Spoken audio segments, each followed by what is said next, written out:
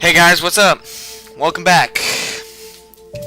We're going to be playing Alan Wake episode 6. It's the final episode of Alan Wake, and I am just so ecstatic about this because I love this game, but I seriously need a break from it. So if you are reading between the lines, that means yes, I am not doing the DLC. It really doesn't have much of an effect on the story anyway. It's just Alan stuck inside the darkness or something, and you have to say, and he has to like find his way out and write his way out of it. Which I'm assuming that they'll be setting up for, say, an Alan Wake 2. Maybe they'll just call it Alan Wake, whatever his name is, whatever the name of the book is that he was gonna call it or whatever. But that's up beside the point. Let's get this thing started. Like I said, episode 6, and you know what? They're gonna tell you what's gonna happen. Previously on Alan Wake, I wrote a horror story that has come true. Thomas Zane did the same in the 70s. You will go no further. If I continue like the Dark Presence wants me to, the story I'm writing won't save Alice. It's a horror story. No one will survive. You knew Zane! Thomas Zane! You're the Lady of the Light in the song! He left something behind to help me. The clicker. Alan thought of this as he stood on the rim of Cauldron Lake, the clicker in his hand. He took a deep breath and jumped. I can get to her now. I can finish this. Departure.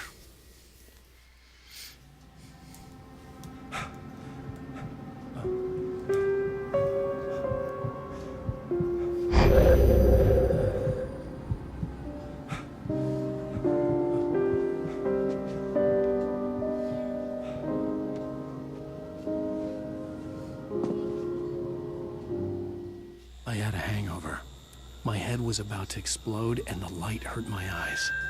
I needed my sunglasses and painkillers to dull the pain. Alright, I forgot to do something real quick. Again, this game doesn't like to save me when I In one of put my on finer moments of self-deception, when I put on subtitles. swore to quit drinking.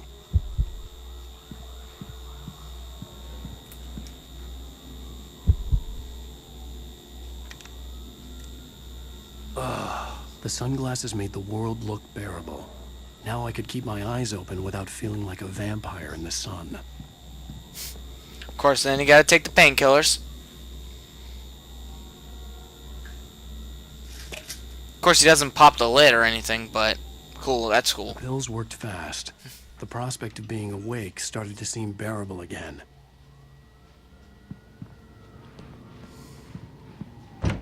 There was a message waiting for me on the machine. You have one new message. Al! Are you still asleep? Wakey, wakey! You should have your show on your TiVo. If Alice wasn't too mad to record it. As she called me earlier and really chewed me out. Yeah, we went a little overboard last night. But parties are a part of this business.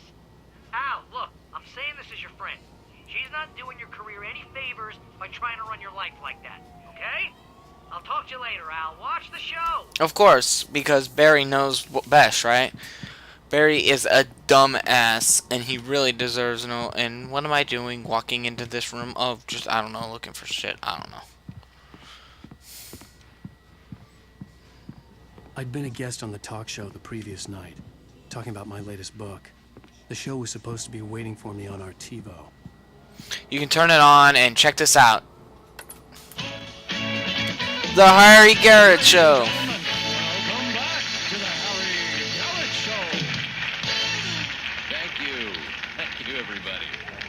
We have a great show tonight. I've been talking with the best-selling author Alan Wake about his new book, The Sudden Stop.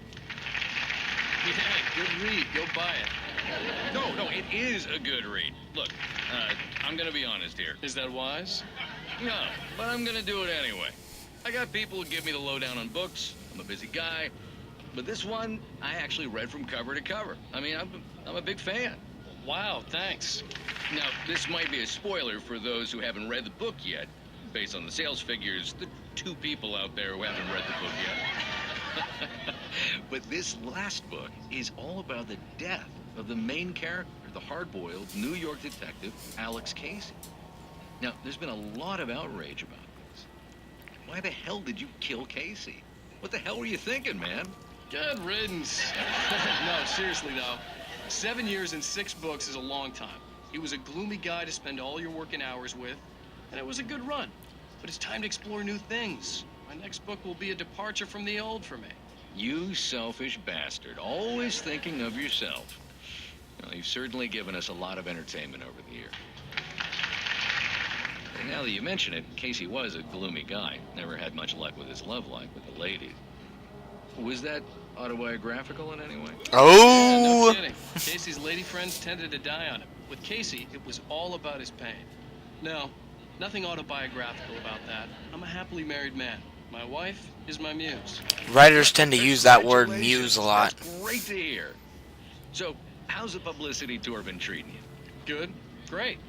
But I gotta say, I'm glad to be back home in New York. Well, you've certainly been on the news a lot lately. Lots of parties and, you got into a fight with some paparazzi. Oh, man. Well, that guy was really in my face. I lost my temper. I know that wasn't cool. You are famous for that temper. Well, I did also write several books. Well, your latest novel is called The Sudden Stop, and it's in bookstores now. Go get it. That means the two of you out there who haven't bought it yet. Ladies and gentlemen, that's all we have for you tonight.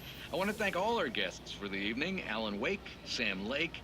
Once more, do the face for his Sam. Sam Lake is actually the guy who wrote the story for this game. Amazing. At least I'd been funny. I told myself I could live with that. Did you watch the I'm show? actually not lying. say He actually anything wrote the stupid if game, that's what you wanna know. wrote the story for the Okay, game, Grumpy. You want and an now I got aspirin or people something? jumping online. Are but you gonna that's start beside with me the about point. drinking now? You know what? Go back to sleep, Alan. But he wrote the game, the story for the game, and then the band, What? Now you Poets of can't the even Fall, talk they to did Well, 3 this songs. They did morning the I was War angry song, which you because did said you'd be here, home at midnight and then the you 2 showed up other at songs 7 of the a.m. and Old passed out Gods of mid-sentence. Asgard. Now I'm over it. Are you angry? This goddamn tour. It's gotten out of hand. Oh, honey. It's almost over, right? We can get back to normal. Then you can start writing again. I'm sorry, honey. Alan, you're not thinking straight. Just take a shower and go back to bed, huh? Yeah, you're right, honey. I'm sorry. Once this is over, let's go away together. A vacation. Just you and me. Some peace and quiet.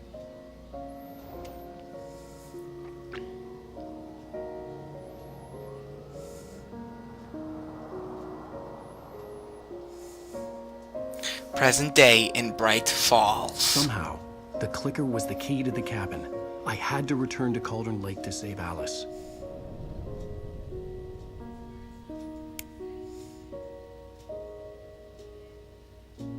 I'm going back to the lake to finish this. I'm going to write an ending to the story in the manuscript on my own terms, to make it all right. Why can't you just write it here? The last page is still in the typewriter. I need to read it first. Everything needs to be just right. Zane tried to cut some corners, and it didn't end well. Okay, ready when you are. I'm sorry, Sarah, but I need to do this alone. Barry, take her gun. Miss Weaver, close the door when I leave.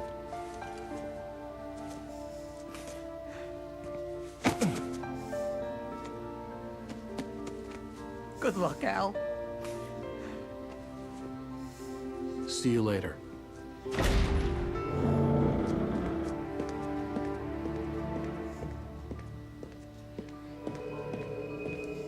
Reminiscent of the title Got out. sequence. It was warm and sunny. I'd flicked the switch of the clicker. Had it done this?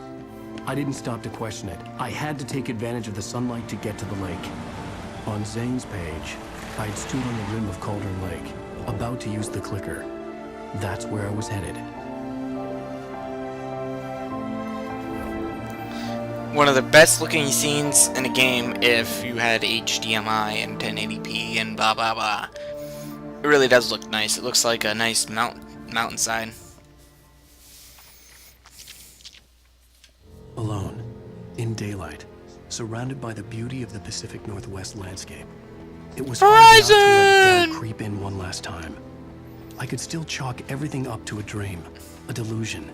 I had enough imagination to make up something like this, having been in the cabin all this time, trapped in a story inside my head. gone mad from grief over Alice's death like Hartman had claimed, there would be no way of knowing. I told myself it didn't really matter. My course was set. Alright, there's all sorts of crazy shit you can find in here. If you can beat this level, like, without, needing to shoot the gun, which is possible, I've done it, you get an achievement. It's pretty cool. But for the most part, this entire episode is just me talking to you guys about bullshit, and bullshit, and more bullshit. Go figure, right? More bullshit. Ooh, check this out. By the way, this right here. Come on, wait, get out. There we go.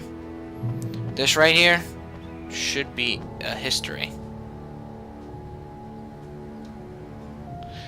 I've never called that number. I should probably write it down. That would be pretty funny to call. But for the most part, guys, yeah, just a talking episode. I talk a lot about stuff, about what's going on. If you go down here, there's a spot. Here, let me point it out with the gun.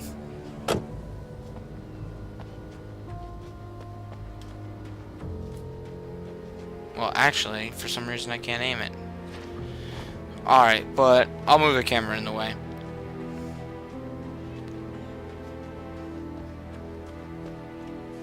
Down, like, over there-ish, there's, like, ammo, like a hunting rifle and stuff, or shotgun. I'm not gonna go get it, because, hell, I don't really care, and I just want to beat this thing. And I love this game, but, man, if you're not prepared for how long it can take, and especially me, because I've been playing it almost pretty much non-stop, literally, for like the past couple of days, yeah, it gets boring just trying to fix all this stuff. But no, it's a pretty good game. So, alright. Of course, there seems to be roadblocks everywhere I go. The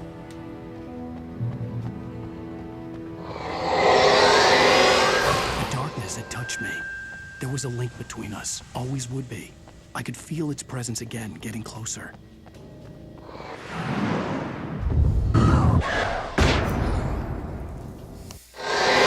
That's crazy, it's all of a sudden dark outside.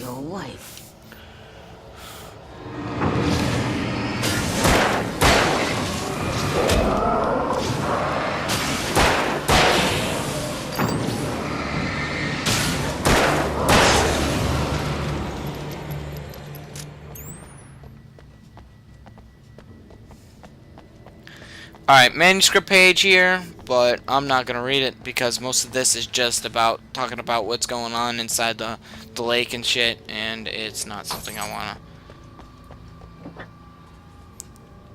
Alright, so right here we're going to have to stop because I don't want to go over the 15-minute mark, but hey, guess what?